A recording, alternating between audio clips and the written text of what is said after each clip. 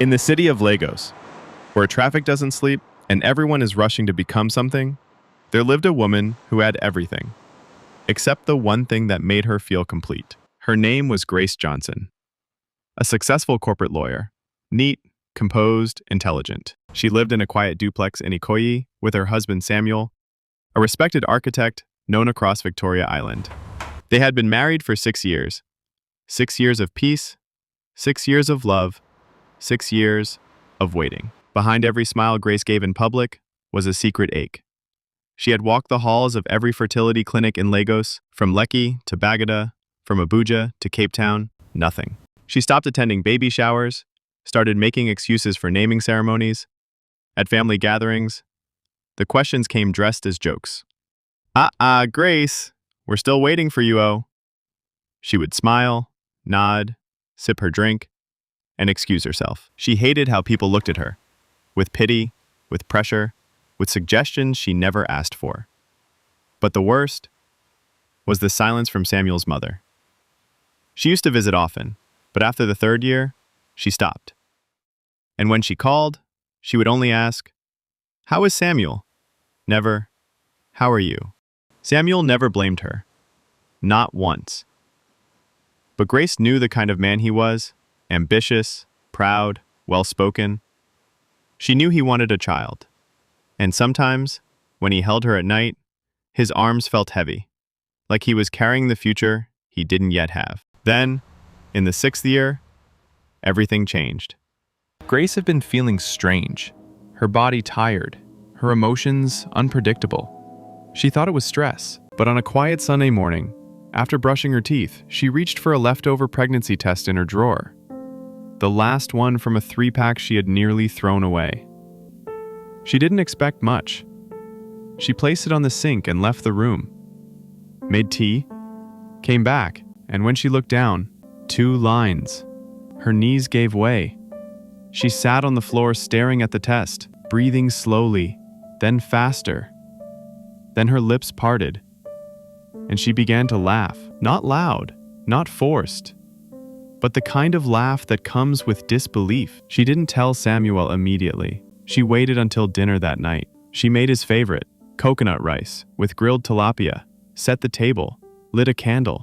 When they sat, she slid the test across the table. He stared at it for a full 10 seconds. Looked up, back down. Then he asked, as if afraid it was a prank, "Is this real?" Grace nodded, silent tears already streaming down her face. Samuel stood up, walked around the table, knelt beside her, and wept for 5 whole minutes. They didn't say a word. That night, they held each other like the world was finally listening, like the house had never felt more alive. The pregnancy was fragile, but beautiful. Every scan was a celebration. They framed the ultrasound photo on the wall. Samuel bought a camera just to record every moment. They painted the nursery sky blue, even before the gender was confirmed. Grace began journaling letters to her unborn child every night. She stopped going to work completely, not out of fear, but because she wanted to give this baby her whole body, her whole attention, her entire soul. They went shopping in Ikeja Mall, ordered a custom crib from Italy, debated baby names for weeks, even argued about what music the baby should listen to in the womb. They were already parents, long before they heard the first cry. But life, even when it gives, doesn't give easily. At 38 weeks, just past midnight, Grace's water broke. Samuel rushed her to Lagoon Hospital. It was raining, traffic was thick, her breathing was uneven. In the delivery room, things changed fast. Her blood pressure rose, the baby's heartbeat dropped. She was slipping away. The last thing she remembered was Samuel's voice saying, "Don't leave me now, please." She opened her eyes to white walls, an IV in her arm, a nurse adjusting the light. Where is my baby?" she whispered. The nurse smiled, left, returned, and placed a warm, sleeping baby boy into her arms. Grace held him close, smelled him, touched his fingers. And then she wept, the kind of weeping that cleans the soul. David, that's what she named him, because he had fought to reach her, and because God had remembered her. The house changed. Laughter returned. Music returned. Peace returned. David was calm. He barely cried. His eyes were sharp, as if he understood more than his age. Samuel became obsessed.